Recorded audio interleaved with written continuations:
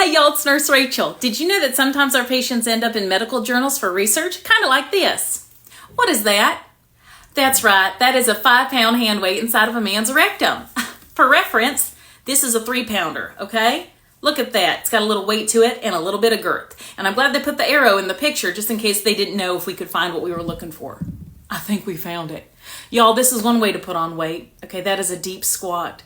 He puts the dumb in dumbbells. He did get swole, okay?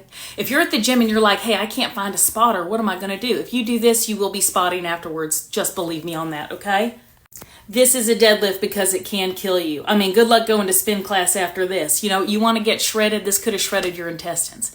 He went to the gym to get gains, okay? You know what he gained? A trip to the ER. Okay, so don't do this. Stay out my ER, please. Hey y'all, it's Nurse Rachel. Screw you. No, really. Screw you. What are those? That is a penile shaft filled with about half a dozen screws. You're thinking to yourself, how did he put those in there himself? He didn't.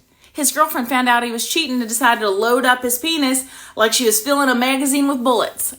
Can you believe it? And you're thinking, how drunk would a man have to be to not feel that happening? Honey, the legal limit is 0.08. He was 0.37, highest I've ever seen. He'd been doing whiskey pulls at the VFW all night. He was out, okay? So look, Barbara, honey, I know that you are heartbroken, okay? But you got to keep this out of my ER, okay? Screw you, Barbara. Hey, y'all, it's Nurse Rachel. What is this? Is that a 12-inch maglight flashlight stuffed in an out-hole? You bet your tushy it is. Some people are Team Woody. Not this guy. He's Buzz Lightyear all day. To infinity and beyond. Okay? I don't know if it's because Halloween's coming around and he wanted to be a human jack-o'-lantern, but he did it. He was drunk, walked into the ER, and he was like, I have seen the light. Honey, do not do this. This is not bright. Okay? I know you wanted to see the light at the end of the tunnel, but do not stick things where the sun don't shine. Stay out my ER. Hey y'all, it's Nurse Rachel, okay? I'm going to show you something and it's probably going to break the internet. So this comes with a full viewer discretion is advised. Okay, we're going to show you a picture and then we're going to go over it. Hold your breath. Ready? Here we go. 1, 2, 3. Yep. Okay. Wait. Now, before you ask, this was not a cheerleading accident or a mishap at ventriloquist camp, okay? This instead is a 15-inch long silicone fun toy, 4 inches wide, a man inserted into his rectum. Breathe. Breathe. I'm just going to let you look at it again, okay? I'm saying, I thought sticking your foot in your mouth was a bad idea, okay? This is a don't. All right? Just take that in. Man, the doctors had their work cut out for them. They took a real hands-on approach, had to use a lot of elbow grease. Got to really hand it to them. I'll stop. Do you think when the patient retells this story, he goes, this one time at hand camp? What the? He survived. He's doing great. Otherwise, I would not share it. This is absurd. All I'm saying, this is a warning to y'all. Get something with a flared base so it can't go all the way in, okay? Because otherwise, maybe instead of this, just do intermittent fasting. Do intermittent fasting.